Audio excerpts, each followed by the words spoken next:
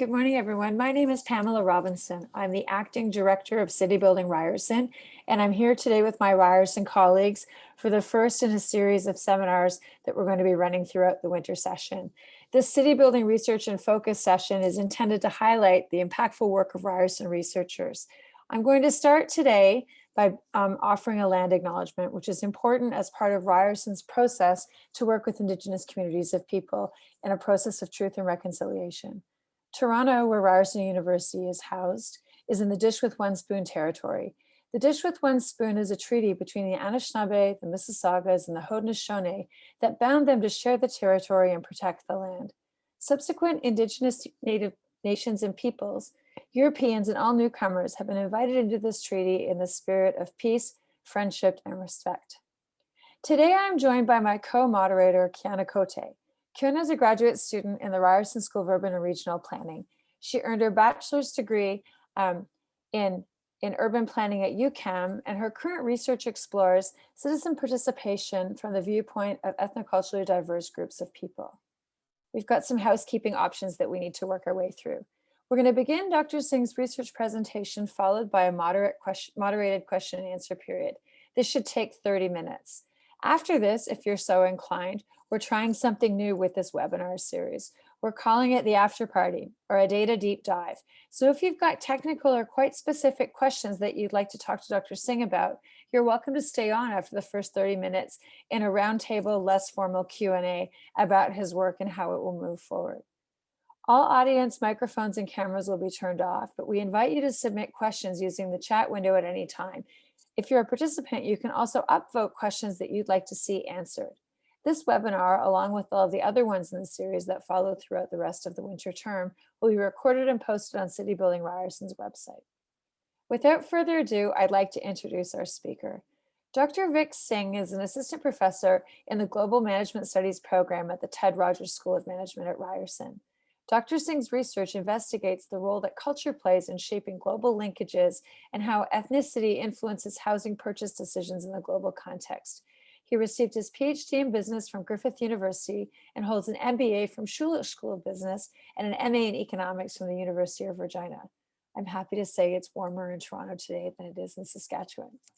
In this presentation, Dr. Singh will be sharing his research into how the worsening housing affordability challenges pose increased challenges for those wishing to secure the dream of family residence ownership in this country. So, without further ado, I'll turn the floor over to Dr. Singh. Thank you. Thank you, Pamela. Welcome, everyone. My name is Vik Singh, and I'll be talking about my research on housing and affordability. And I will also share some of my latest research on COVID-19 and how that's impacting the city of Toronto. So let me just set up my slides here. Okay, so before we start, I wanted to talk a little bit about some of the well-accepted themes in literature. And if we look at the literature, if you look at some of the policy discussions, we find that immigration has become an important driver of population growth in Canada. Obviously, with the declining population, immigration is the growth driver for our population and for our economy. Being Canadian, and I can relate to that because I was one of the immigrants many, many years ago, being Canadian means buying a home. It's a quintessential goal of every Canadian and is reflected in a suburban nature, which revolves around driving a car and living in the suburbia. It also allows the newcomers to feel part of Canadian society, and with the recent rapid increase in real estate housing prices, it also means that it allows them to grow their wealth and to prepare for their retirement.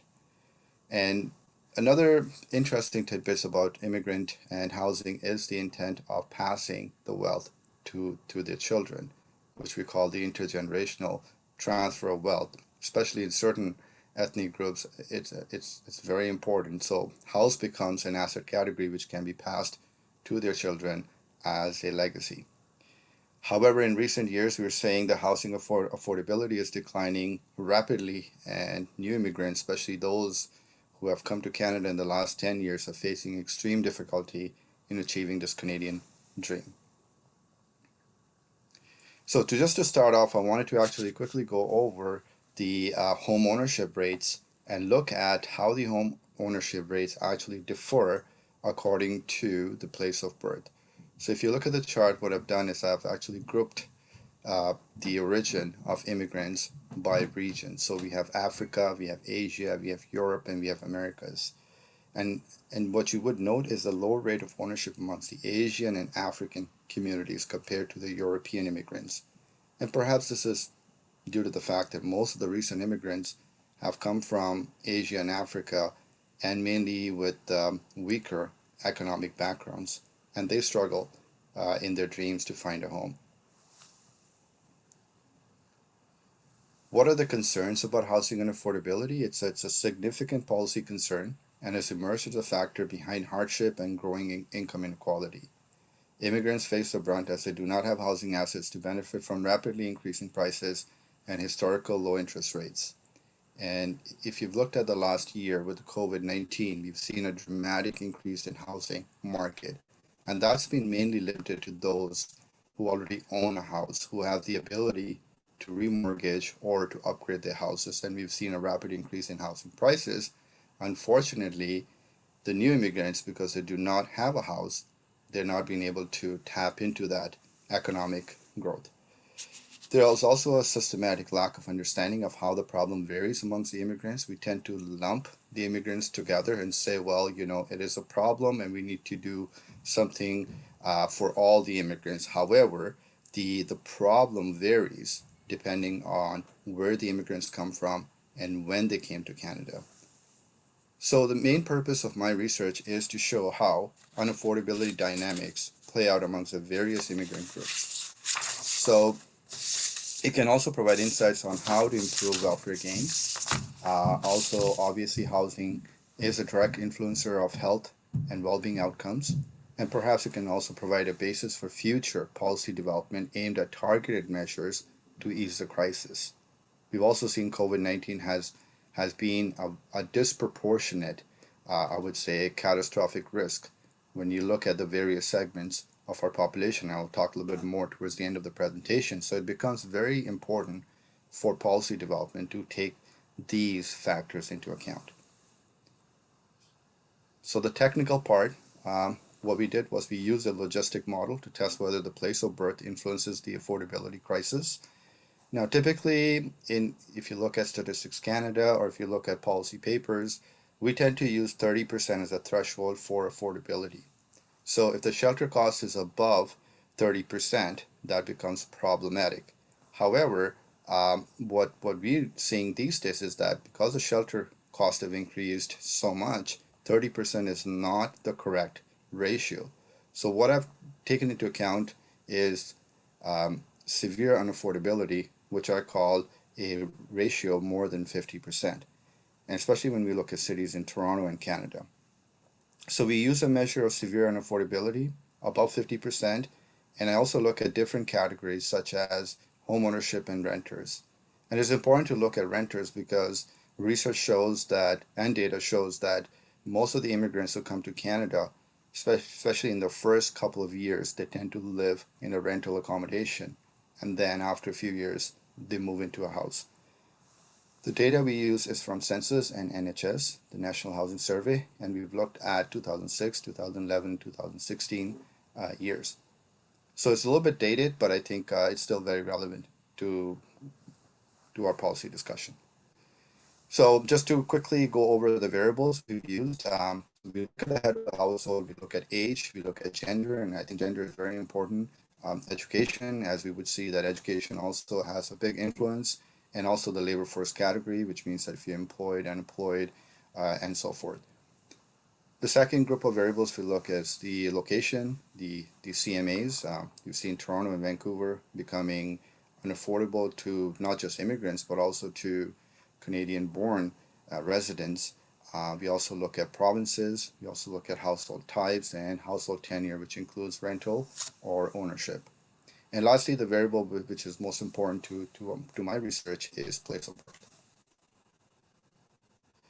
So I want to quickly share some of the basic results. I'm not going to go through everything because that will be a lot to go through in the allocated time. I want to start off by looking at the odds ratio and look at the origins of immigrants. So if you look at this chart, anything over one is bad in a sense that anything over one signifies unaffordability. The red bar depicts moderate unaffordability and black severe unaffordability. We find some interesting results here. Not surprising, but very interesting. Immigrants from Asia, such as those from Pakistan, Southern Asia, Sri Lanka, Vietnam, and Africa, face a higher likelihood of severe unaffordability. Interesting, we also find residents who come, or immigrants who come from China, with the most unaffordability uh, metric. So if you look at this bar right here, you see China with 2.761. So the Chinese immigrants tend to be in the most severe unaffordability category. And interesting, as we go up, we see majority of the affordability categories are those from Canadian born or from European nations. So immigrant who are from Europe fare much better than those from Asia and Africa. We find the lowest odd ratio in Germany, which means they fare the best in Canada, and those from Pakistan who fare the worst. We also find China and Iran with severe affordability issues. Moving along, in the previous chart, we looked at the rental and home ownership. It will be also interesting to just look at those who actually own homes. And if you look at this chart, once again we find a stark contrast between those born in Europe and those from Asia, Africa, and Middle East.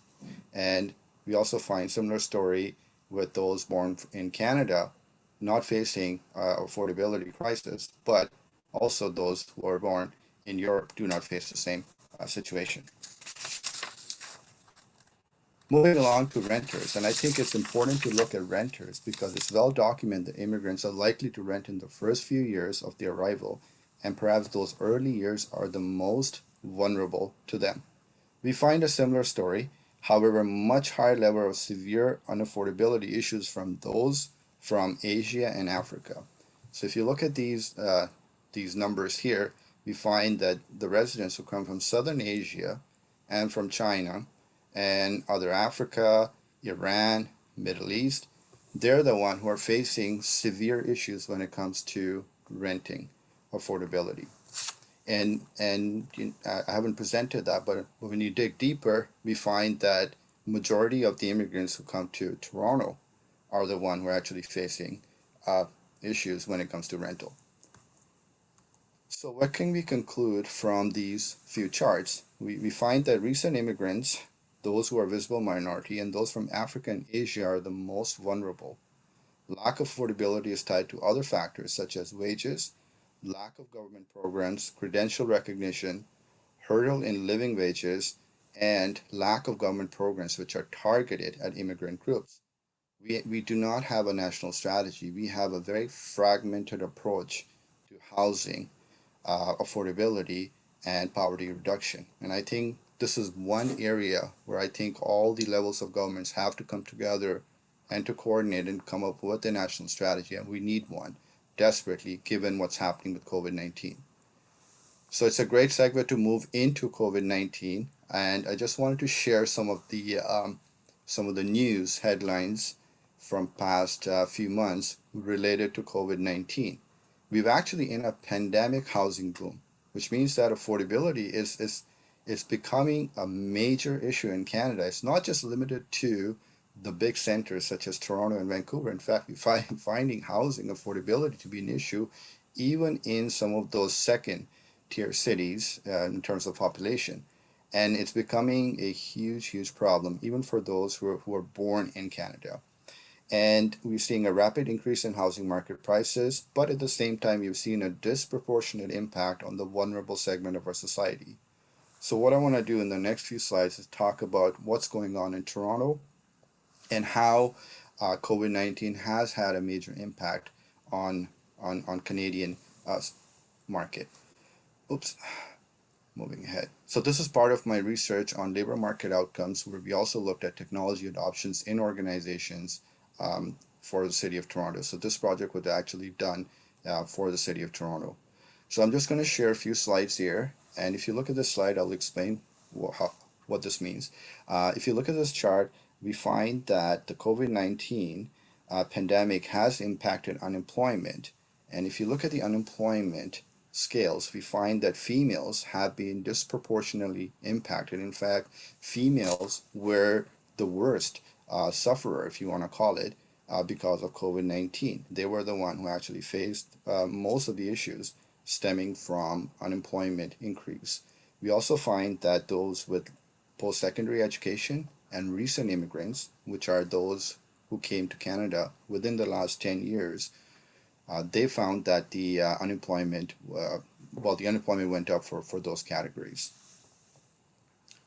Moving along to the second part is the labor force participation. And why do we need to look at the labor force participation? Because if you look at COVID-19, and if you look at this chart, we find that females have been impacted by labor force participation, which means that females have actually withdrawn from labor force participation at a much higher rate than other segments of the population. And why has that happened? I mean, it's not surprising with the gender inequality and with the stoppage of work and children staying at home. We found that most of the time it was the females who were actually cutting back on their hours or getting laid off from work, because many of them were working in the sectors such as hospitality, retail, and tourism, which faced the brunt. We also found that those who landed less than 10 years ago and those who were immigrants suffered the most. Further along, some very troubling indicators when it comes to wage growth.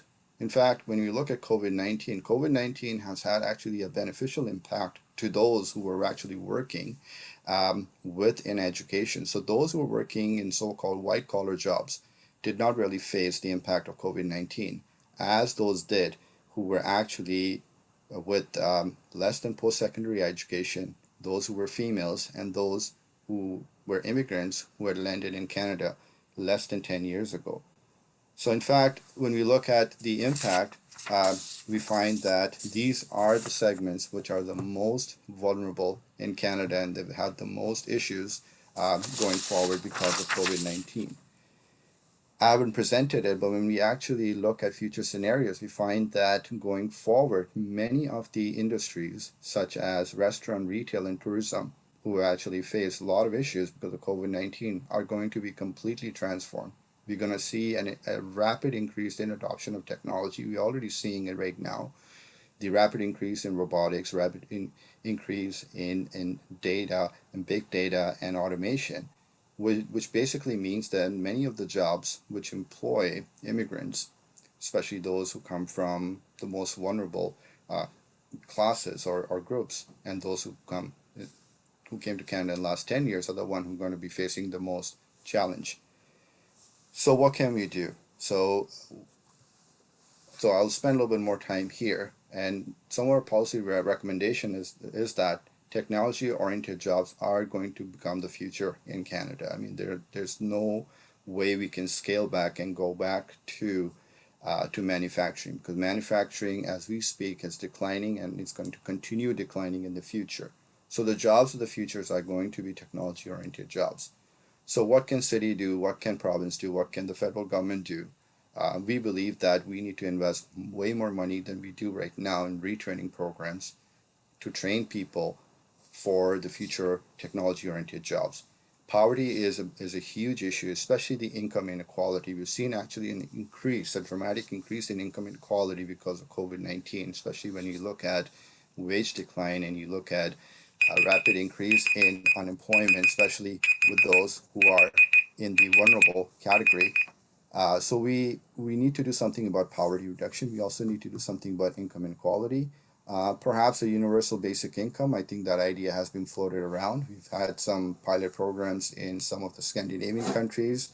I think policymakers will have to come back and look at this medium or this way of getting out of this problem.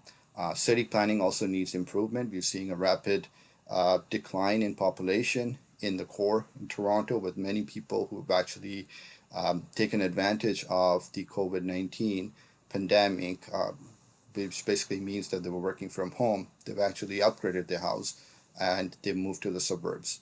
And to just sign off, I think our national strategy is something we need to be able to tackle this issue. I think that's all from me. I will answer any questions you might have. Thank you. That's great. Thank you, Vic. So the first question is going to come from my graduate student co-host, Canna Cote. Over to you, Canna. Sounds good. Thank you very much for the great presentation, Dr. Singh. For start off with a Q&A period, I would like to ask, we have learned a great deal about how COVID has exacerbated inequalities in the GTA, including housing, and specifically housing according to immigrant populations. What are some persistent factors that will affect these populations in the post-COVID world? For example, technology, automation, and work from home trends.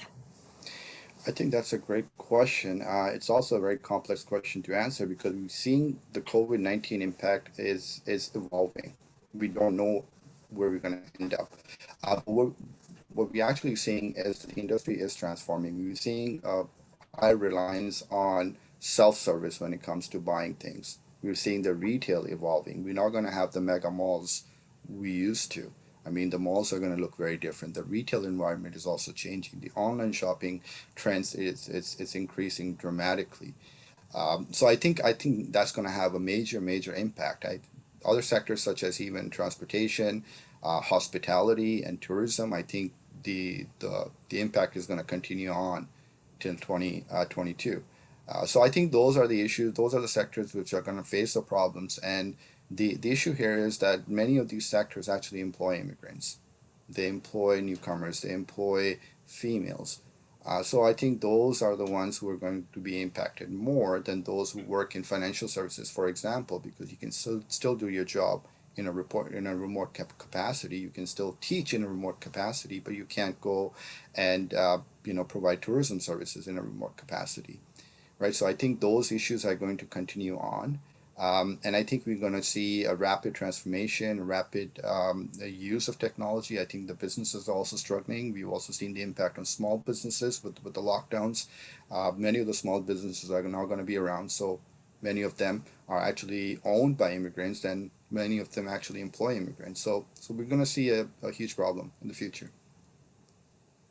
Yeah, I'm going to ask the next question and then we'll go over to the Q&A. So you've got questions, you can put them in the question answer period. Vic, I'm wondering if you can elaborate a little bit more on what all three levels of government can do. You mentioned the National Housing Strategy as one example. You also talked about how planners need to work harder, which I agree on. I'm really interested in knowing, do you think we need to take a more nuanced strategy? Certainly your research points to housing inaffordability landing differently in different communities of people. The National Housing Strategy focuses on income, but maybe doesn't focus on different communities. So I'm curious if you think we need to be more targeted. What other suggestions do you have? Absolutely. I think we have to be targeted. Lumping all the people in one category is not the way out because we haven't seen results. We have seen unaffordability increase. And I think this is where the government really needs to step up. And I think what's happened in the past is we've had kind of like piecemeal approach where, the provincial government does certain things, the federal government does certain things, and then the regions and the cities do things differently. I think there has to be a coordinated approach where they have to target certain communities, they have to target certain regions which are facing the most issue. And especially when you look at major centers such as Toronto and Vancouver, these are the two cities which we really need to look into because these are the cities which attract most of the immigrants. And they're the one who are ailing. In fact, the situation in Toronto and Vancouver is so bad that when you look at the recent numbers, it's completely unaffordable for first-time home buyers. It doesn't matter if you're born in Canada or if you come from abroad. So that is a major issue. And what can the government do? I mean, historically, we have had lower interest rates, which means that a lot of people are actually using the equity in their houses and they're upgrading. So that's actually fueling the market even more than it should in this current pandemic. So I think we need different levels of strategy here. We also need to look into whether we are being very generous in loan origination in the financial sector. Maybe we need to do something. Maybe we need to stem down the speculation in the market, we need to stop people from flipping houses, and because that's actually adding to the problem. The other issue is rental accommodation, and we've seen the rental accommodation is one area which impacts the immigrants the most. And this is where we have not seen a coordination between the various levels of the government.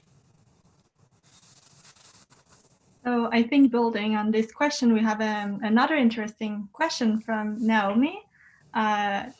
The person asked, have there been effective policies to prevent the inflation in housing prices?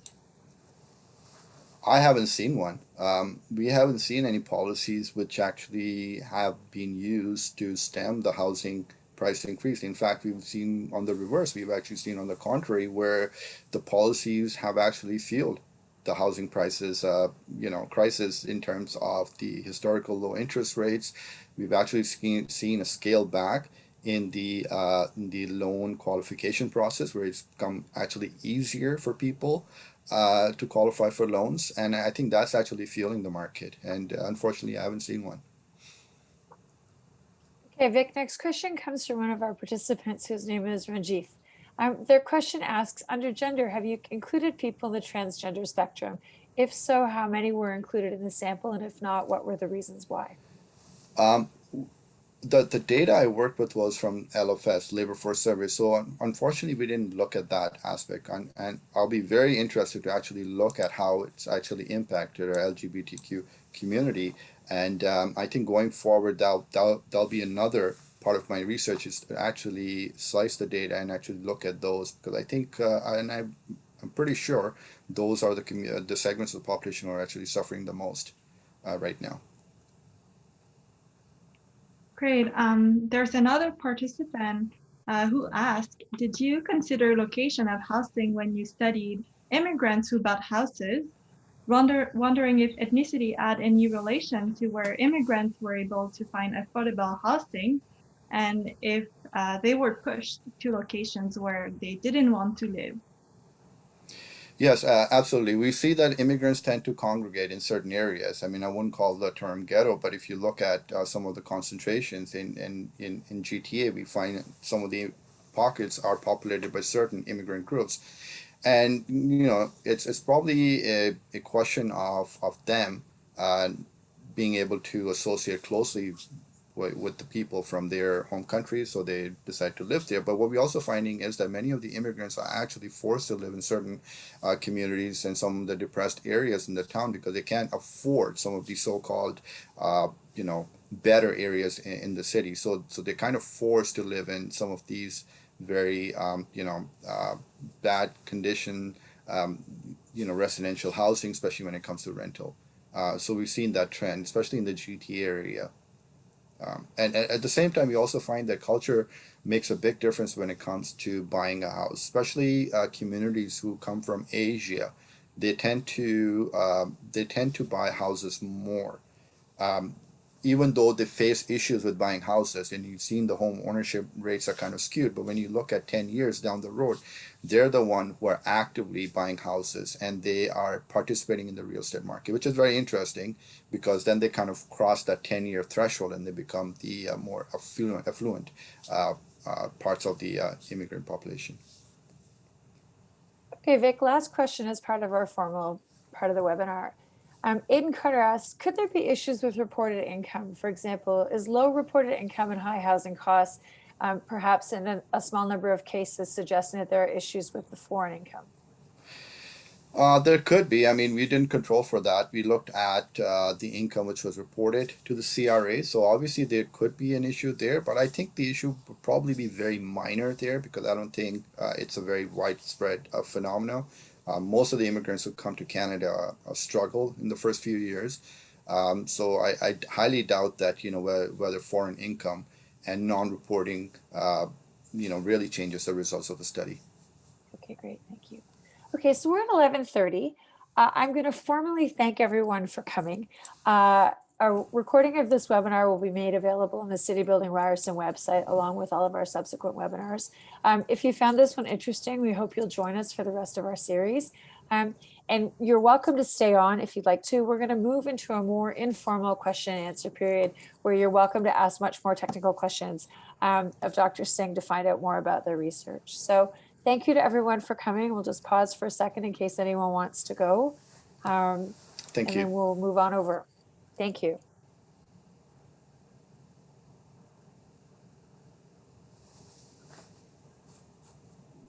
Okay, so in the informal part, people are welcome, and you can put questions in the Q&A if you want to. We'll certainly go through and see which questions we haven't been able to answer so far. But you're also welcome to use the raise your hand function, and we'll call on you. And if you feel like you'd like to turn on your microphone, you're welcome to do that too. So Vik, the first question for the Q&A, let's just go through them so that everyone who asked a question, we can get an answer for. People are asking where they can find out more about your research. Is there a report? Are there publications? Yeah, the research report will be published in next month, so I'm still waiting on kind of completing the end part of the report because there's two parts of the report. The first report is basically looking at the immigrants, which is looking at historical data, and the second part is working with City of Toronto to look at how it's impacting the City of Toronto. So we are actually kind of working on the second part right now. So hopefully by next month we will be releasing the report, and I'll be available on the internet. Okay, great. I'm not sure if Will's still with us or not, but I think your question is asking about availability. So we got both of those in together. Okay, this is a question from David Fisher. Do you have thoughts about what planners can do better? What should we be doing as a profession, policy, practice, design? That's a great question. I think one of the recommendations we made to the City of Toronto is that they really need to work on city building aspect of the whole thing, because what we're finding is that a lot of the people who have actually left or leaving the city are they leaving because they don't find the city attractive anymore for living purposes. It's become too expensive to live in the city. Um, it's not as enjoyable. The space is becoming a constraint. So a lot of people leave. So I think city building is a big issue. We're also finding that commercial properties are being vacated. A lot of the organizations are actually moving into the virtual capacity, so they're not, so they don't have massive spaces anymore downtown. I can't talk about a widespread issue, but we're seeing that trend. So going forward, we're going to see a decline in commercial space, and perhaps that can be used by the city to make the city much more attractive to live in. Maybe more walking spaces, more parks, more places to enjoy, and for recreation. I think those are the things that the city needs to really look into going forward. It's really interesting. We've got other planning colleagues on the in the webinar, so if people want to weigh in on this, it's important, I think. But one of the things that strikes me that planners can also do, because when people are working on the municipal side of planning, part of our job is to know who are our communities of people, right? And so where planners can see where the data set isn't picking up the nuance and the texture of impacts in particular communities of people, planners can, even within the realm of professional practice, advocate for better data gathering practices, because it's much more easy to advocate for change with evidence when you have the data sets to support it. And so planners may be very aware of where we're not digging in deep in the ways in which we need to. So that's one way I think it struck me when you were talking, that we need to be more vigilant in our practice. And that's a handicap we have because we don't have the data. We know there's a problem, but we cannot substantiate the problems because we don't collect that data. And in fact, some of the other countries, if you look in Europe, they do a much better job than us when it comes to collecting such type of data. So I think, as Pamela mentioned, I think that's something we need to do more. We need to collect data to kind of validate the issue and then find solutions to the issue rather than just talking in general and saying, you know what, housing is a problem. But we need to dig deep and see where the housing is a problem and who are the ones who are actually facing this problem. And we need to go after them and we need to address the issue. So we have another question here from Will Gonnell. That person says, "It is such a double-edged sword since many renters are also facing homelessness. This is a big issue in cities. Do you know of any programs that the government is doing or trying to do as an incentive for builders to make more affordable housing?" Absolutely. I think homelessness is a huge problem when it comes to city of Toronto and Vancouver and some of the big cities. Unfortunately, there are programs out there. If you look at CMHC, if you look at some of the other agencies, there are some programs out there, but they're not extensive enough. We cannot resolve homelessness by just using those programs. And to me, many of these programs are just token programs which builders use to get the zoning requirement. So, they might build certain part or certain percentage of their housing and call it affordable housing because they want to get that permit. Uh, but I don't think it's effective. And I think to make it effective, I think the government needs to do much better. And I think there needs to be much more funding than what we're seeing right now. It's a it's such an interesting challenge. Hey, we have been having a conversation in Canada about needing to change our approach to housing for as long as I've been alive, which is a long time. And now we have a national housing strategy, but we continue to struggle with this, which is, it's obviously having a huge impact on people. Um, there's another question from Michel Caron that says, do you have examples of policies adopted from other parts of the world that were successful, that slowed down the increase in housing affordability without the drawbacks and unsurmountable challenges? We've seen some success in Europe. We've seen in Germany, for example, where they have a very strict rental um, uh, price control, and I think Germany has been successful because the government has actually invested a lot of money in the program. So I think we've seen some success stories, but I think the nature of our living in Canada is very different than how people live in Europe. So I think something I would call a Canadian program. Which would look into these kind of issues need to be adopted. So I think the government needs to spend more money in some of these programs, but as I mentioned, it has to be coordinated. We haven't seen that coordination between the different levels of the government, which we desperately need. We have another question from Juicy Zhuang. She asked, many immigrants, especially newcomers, tend to share living spaces with their extended families, friends, relatives, as a way to make housing affordable. Is there data to look into this, for instance, about multi-generational housing or secondary suites? Good question. We don't have the data on this. I would love to see data on this where we can take that into account. I live in a city called Brampton where there's a huge problem with affordability, and a lot of the immigrants who come to the city where I live in, they tend to live in these illegal basement apartments in these secondary units, which are not zoned. But the city doesn't have the data, and you cannot get the data because, obviously you would need enforcement to get that data, and we don't have that yet. And I think provincially we need to do more here because the cities are, as of they're struggling and they don't have the capacity to find that data. But it'll be nice to have that data to kind of take that into account, especially the multi-generational housing. And we've seen that the numbers actually get skewed, and we suspect that the numbers from China are skewed when it comes to affordability uh, because it is highly likely that some of the units they're buying are multi-generational. It's so interesting, Vic. We think about secondary suites. Municipalities have always had really strict regulations on secondary suites, in part because of building code and safety, but also because of tax purposes. Um, and there are suites that are livable and high quality, but may not exactly fit the building code because of the specifications. And so I think it's a tricky space for municipal licensing It is. because they don't want to encourage people who are living with economic precarity to only have the options of living in horrible housing.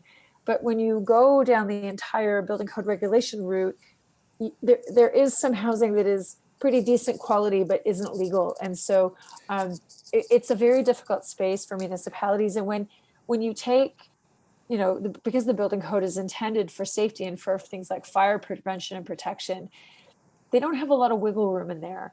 No. So you've got different imperatives bumping up against each other.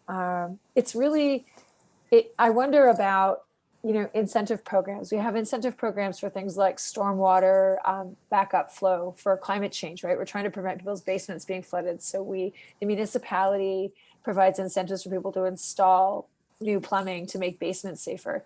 I wonder if there are any progressive municipalities that have taken a really active role and tried to support good quality multi-generational housing that both fits the building code and meets the needs of the communities who want to work on it.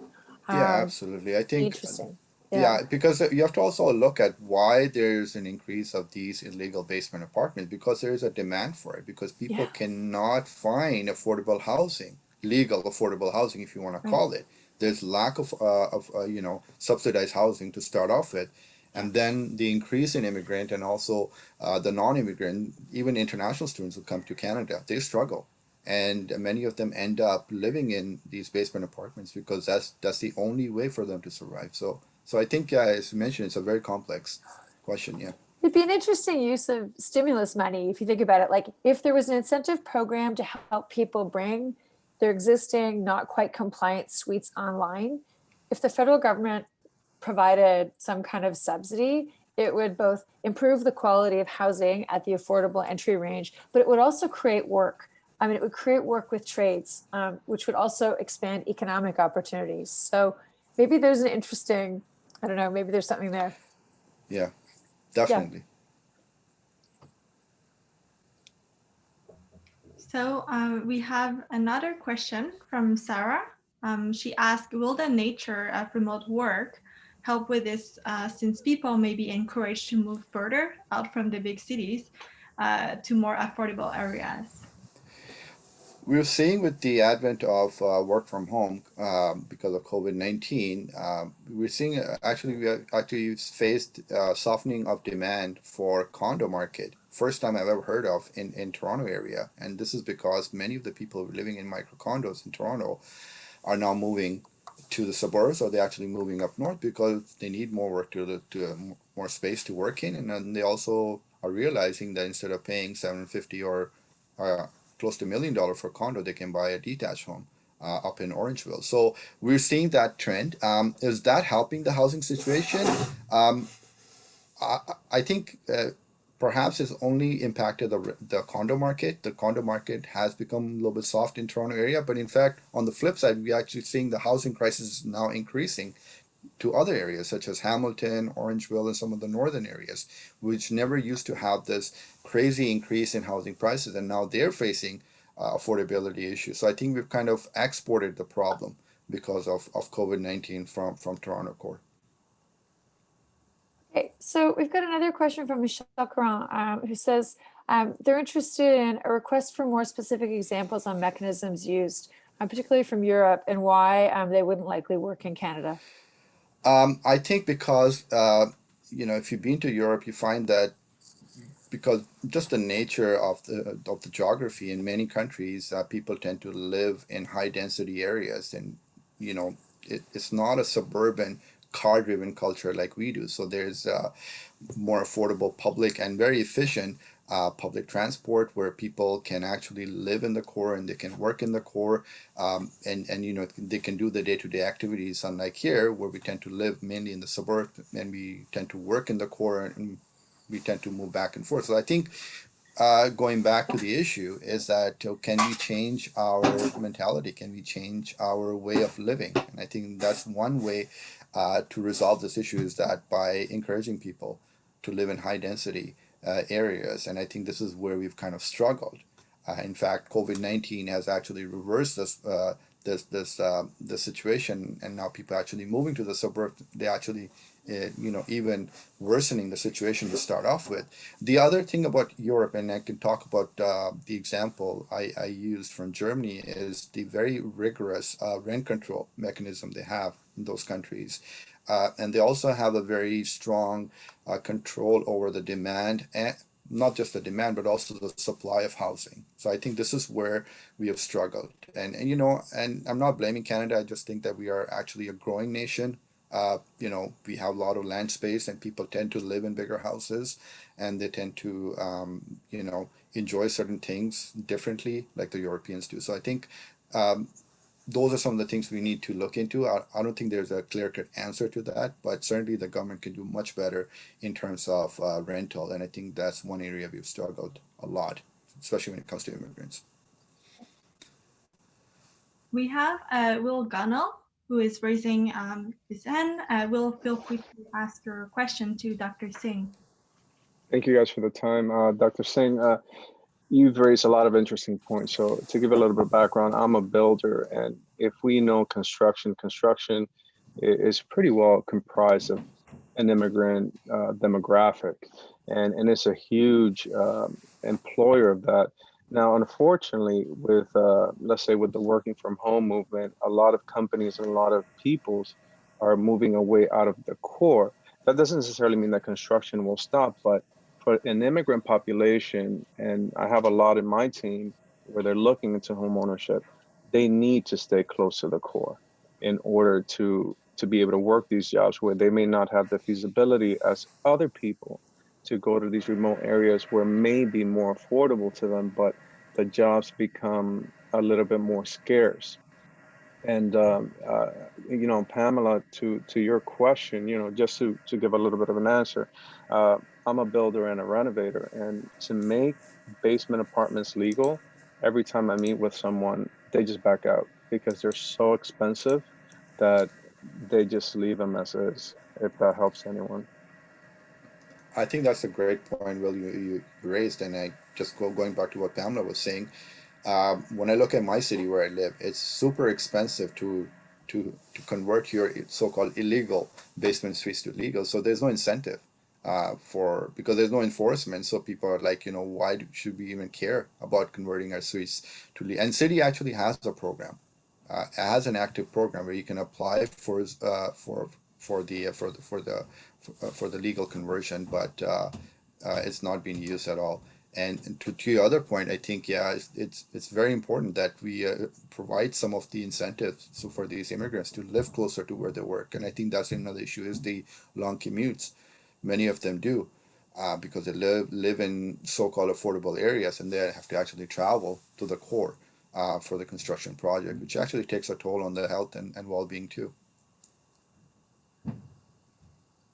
So Vic, one of our attendees, Dane, asked the question about the possibility of laneway suites as having a contribution to housing affordability in the city. Do you have thoughts about that?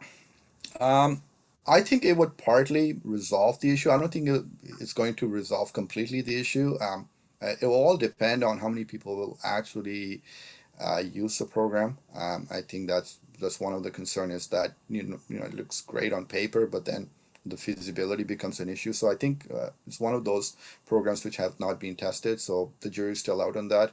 I highly doubt if this one program is going to resolve the problem. Well, and it's If I could also add two interesting. cents on that, just in case it helps, on the laneway suites, for every one that you see up, there are 10 being denied. It is Yeah. very difficult to get permitting for them. And Well, and they're people don't have the also, appetite to go through the legal process, right? So when you make it that complicated, and if you know that the probability of getting approval is so small, people tend to shy away from that. So yeah, it's a great point, Will. and if you look at the demographics of where the potential to build laneway houses is versus the diversity of people across the greater Toronto Hamilton area, there's a mismatch, right? Like you Oh, may have absolutely. space in old downtown Toronto, but that's not where communities of people, like you're serving different populations of people, right? So, Yeah, and I think okay, public transit also yeah, makes a big difference. So yeah, absolutely. yeah, no, absolutely. And where people are working as well, Yeah. right? Like that nexus, the jobs, transit nexus housing piece is important. Okay, I'm gonna ask a question, then Kiana, I'll pass it over to you. One of our participants asked, do you think that post-COVID, people will spend their money on things again like travel and concerts? Interest rates will go back up, which will cause housing prices to go back down. Um, I think that's a very complex question, and my my take on this is that people will only spend money if they feel comfortable doing so, if they are assured about their future, if they think their jobs are safe, right?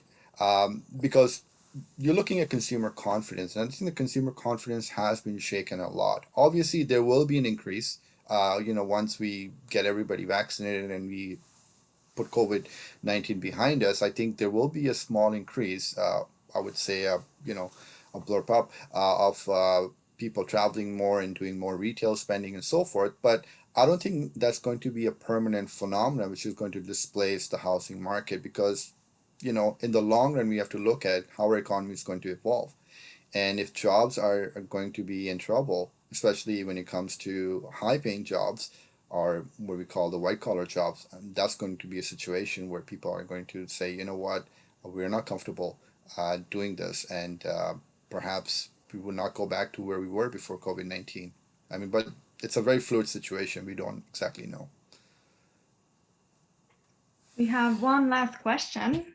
Someone asked, I imagine underemployment of immigrants has a significant impact on how housing is unaffordable for them. Do you think governments can do anything to make this better? The one issue we face in Canada is the lack of credential recognition. We find people who are highly qualified are unable to work. They're able to get immigration, which is ironic. They qualify for immigration based on their qualifications, but they're not able to get a job in Canada. And I think that is a pressing problem. And I remember this when I came to Canada in the 90s, and we've been hearing about this, and we've been hearing about how the government is trying its best to tackle the problem, but the sectors have not evolved in accepting and dealing with the situation. So I think that's one area we need to work on is credential recognition.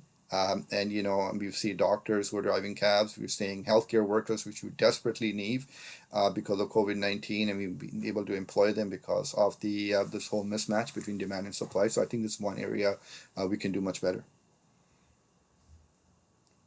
Thank you. So we worked our way through all of our questions. Is anybody else who's still out there? We still have about 26 people who are with us. Any other questions? You shouldn't be shy. You can either raise your hand or you can put your question in the Q&A. We'll just give everyone a minute to think. Vik, are there any questions we should have asked you that we didn't? Was there one you were ready for that you didn't get to highlight? I think we went through most. I'm just looking at the questions here. Maybe I missed some of them. Yeah, we went through all the ones in that we got. Yeah. Yeah, I think the one area maybe I can talk for a couple of minutes is the technology and how organizations are evolving and the future jobs. And I think it's easier to say that we should go out and retrain people, and it's certainly very hard to retrain a person who is in their 50s or their 60s who have worked in a type of an employment for the last 20 years, and suddenly now they're redundant because technology has evolved and people are now doing things very differently. And this is where I think the government has to really step in, and perhaps we need to do the universal basic income program, because there's no way out of this. As I look at it, a lot of these positions, a lot of these categories, job categories, are going to be redundant in moving forward. So I think this is one area which has to be coordinated with housing, because if you don't have a high-paying job, you tend to move down in the list and go back into that unaffordability category. So I think a very well-coordinated program which involves retraining coupled with direct inequality remediation measures such as a universal basic income program will be something we need to look into. All right, let's go to Juicy Zhuang, who's a faculty member in the School of Urban and Regional Planning. Hello, Vik. Thank you Hi. so much for your presentation. I found it super informative, and thank you. I have a question about in terms of the housing affordability for immigrant populations. Did you also look at the spatial effect, like the concentration of immigrant communities? Does that really affect the affordability of the housing market in those specific areas? For example, like in Brampton or Scarborough or Markham, with like the high concentration of immigrant populations, is there any the causal effect, or do you have the data to actually test it? Unfortunately, I don't have the data. This is one area which gets me really excited to look at the differences within GTA, to compare Markham with Scarborough, to compare with Brampton, to North York. Unfortunately, we do not have the data. We can make anecdotal, recommendations or observations, but unfortunately we don't have that. But I think that would be a huge part to play when it comes to affordability, especially when you look at, and this is really interesting, we kind of looked at the down payment data, where people tend to put more down payments for a similar house when we control it. in certain areas versus the others. And we find that some of the cultural orientation, especially when we look at the Asian community, the cultural orientation prompts them to put a higher down payment because they come from areas where, you know, to give you an example, countries like China and Hong Kong, where the LTVs, loan to value ratios, are not that high. So people tend to put more down payments in their respective countries. So when they actually come to Canada, they tend to save more to put a higher down payment for the housing requirement. A lot of the time, they get help from their family members because, and that kind of plays into the you know, the individualism and the collectivism orientation for immigrants. But it's certainly a very fascinating and interesting area. But unfortunately, we don't have the data. If you find some data, let me know.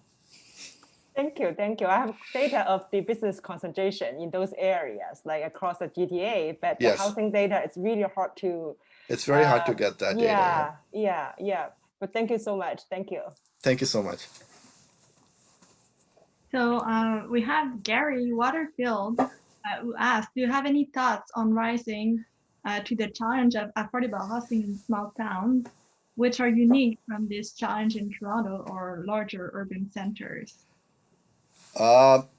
A very, very, I think, interesting phenomena happening right now. I was actually up north in summer and I was talking to some of the people there, and they were saying that, you know, and in fact, I talked to one of the real estate agents there, and they said the business has been the best I've ever seen in my last 40 years of working in this industry. So certainly, we've seen that a lot of the people, not a lot, but I think a fairly significant proportion of the people are actually moving to some of these smaller areas, which is actually causing issues there with the mismatch in demand and supply in the housing market is just exploded in some of these areas. So what's the solution? I don't know what the solution is. I think it's just a mismatch of demand and supply right now, which is playing through.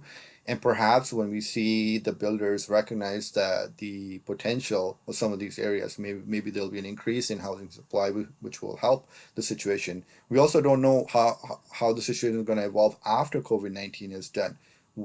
Is this a transitory impact, or is it going to be a permanent impact where people are going to end up staying there, or they're going to actually move back?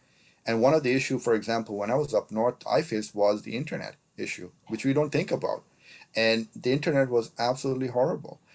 So I couldn't do a lot of the things. I couldn't do any video chats or any Zoom chats and so forth. So even though it might look great to move into the cottage country and live there, perhaps after COVID-19 is done, maybe some of the people will realize that was a wrong move and then they'll move back. But we don't know yet. And Vik, you could have segued into a question from an attendee, which I think you're basically saying is hard to answer, which is like, should we be incentivizing new work in smaller communities? I think in this time of COVID, people are working in cities but living in smaller communities, and so that's part of the wait and see. Okay, let's get Hansel's question in. They wrote, they're interested in discussing the correlation of perceived and recommended affordable housing solutions and the quality of life of the groups that are actually impacted. Yeah, I think, Hansel, that's a great point you raised. Obviously, when we see, and now I haven't really tested that in terms of quality of life, but when you actually look at some of the associated literature, it actually talks about, when you are in that unaffordability area, and especially in that severe unaffordability area, which we look at the ratio of more than 50%, those are the ones who are actually pretty much living hand to mouth, and they're the most vulnerable when it comes to any disruption in employment situation. And many of them tend to work in we'll call very precarious type of employment, which are very sensitive, especially when we looked at COVID-19. So I think that's a great point. We haven't really tested that, but I think we have evidence that that actually does have an impact on quality of living. Okay, Kiana, last question goes to you. Okay. So we have someone who asked, do we have an idea of our transit mode preferences, particularly those of newcomers who may not who may not be used to Canada's geography or culture, or affected by housing affordability? Could you speak to the benefits or barriers to having a policy approach that joins housing and transportation infrastructure development? That's a great question. We haven't tested this in our research, but I suspect that would play a big role when it comes to housing preferences. And perhaps that could be one way, as I mentioned before, is the improvement in public transport. And certainly if you look at examples in Europe why they've done better, because they have a very extensive and robust public transit system, which allows people to live and spread out in other places, and and allows them to also live in a more efficient way, if you want to call it, if you take into account the demand and supply. But we haven't looked at that, but I suspect that would be a big factor.